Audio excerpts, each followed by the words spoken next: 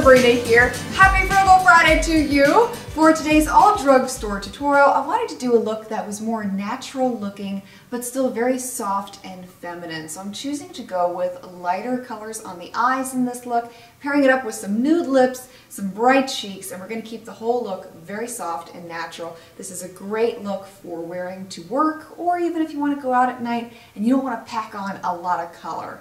Let me show you how to recreate the entire face. I've already used the Milani eyeshadow primer to prime my eye, and the very first eyeshadow we're going to begin with is from Jane. This is the shade Natural, and I'm using this as my transition color in the crease. Depending on your own unique coloring, you may need to adjust this color to suit you. I would recommend going with a color that is 1 to 2 steps a little bit darker than your natural skin tone. Next, we're taking the Wet n Wild Walking on Eggshells palette and using the light pink shade on the inner half of the lid. And to add some definition to this look, we're taking L'Oreal's Infallible in Sultry Smoke and applying this onto the outer half of the lid. I did have to apply a couple layers of this eyeshadow to get it to show up, and I am bringing it halfway in on the lid also. But we are going to be shearing this color out a little bit. The way that I'm doing this is I'm going back with that light pink eyeshadow and tapping over it lightly to help tone it down. Then we're going to take the crease color from the Walking on Eggshells palette, and using the MakeupGeek crease brush, I'm going to define the crease with this shade. This gives the look a lot of depth, great dimension, and brings the eyes forward. And finally, we're going to go back with our transition shade once again, and we're using this more so to blend out the harsher edges of that defining shade in the crease. Okay, so that wasn't the last step, I lied. We're going to take a blending shade from the Physicians Formula Classic Nudes Quad and use this to blend out the harsher edges.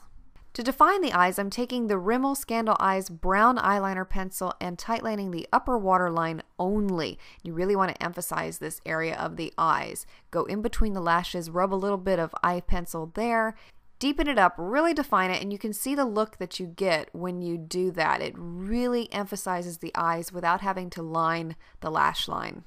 I'm also going to take more of this pencil, lightly go along the lower lash line, and then use the MakeupGeek pencil brush to smudge it out so it's a more soft, smoky line.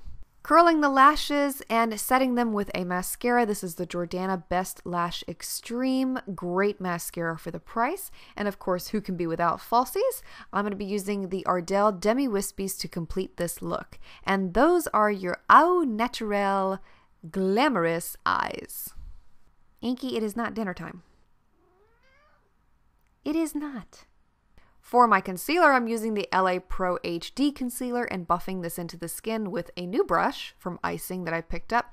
Not so fond of the smaller end of this brush. I liked the paddle end a lot better, and the results are really beautiful with this. My foundation is the Revlon Age Defying in Fresh Ivory No. 5, and I'm applying this with a flat stippling brush, another one from Icing. And applying it with a brush like this gives you more of a light, natural looking effect, keeps everything very fresh looking. Setting the face with the Rimmel Stay Matte powder, and we're applying that with the big fluffy brush from Icing. Recently picked this one up in my haul that you may remember. I love it even more than the powder brush that I already have from Icing. For my cheeks, I'm using one of the L'Oreal Visible Lift blushes in Coral Lift, and you have to apply this with a dense brush, so I'm using the MakeupGeek highlighter brush here to apply it. This is a mixture between a cream and a powder, and the great thing about it is that it does not go on super pigmented, and I actually like that about this blush. You have to build it, and it doesn't matter if you get too much on your brush because you'll find that it's just enough. Choosing to go with some lip products from e.l.f. The first is a lipstick called Natural Nymph. This has been compared to MAC's Myth and applied all by itself. You can see that it has that dreaded concealer effect.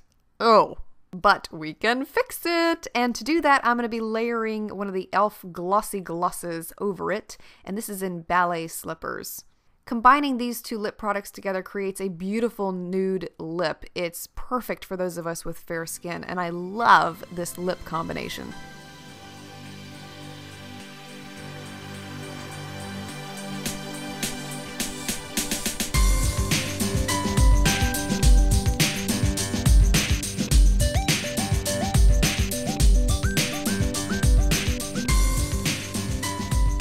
I hope you enjoyed enjoyed this au naturel look today. Thank you so much for watching, and I look forward to seeing you again next week for another Frugal Friday episode. Have a wonderful weekend.